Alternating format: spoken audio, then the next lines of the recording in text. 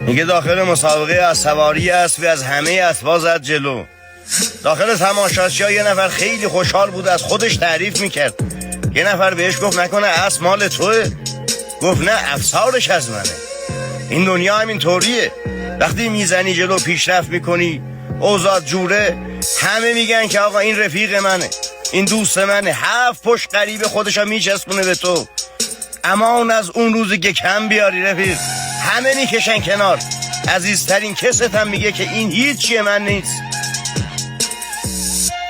یه جوری تو زندگی خوبی کن، محبت کن که فردا روزی اگه دورت خالی شد به خودت بدهکار نباشی. میگه ای فلک پیرم در آمد تا که فهماندی به من، خرج بیش اندازه مهر و محبت ابلهی است. هر کسی را به اندازه ظرفیتش خوبی کن. همش دیخواه.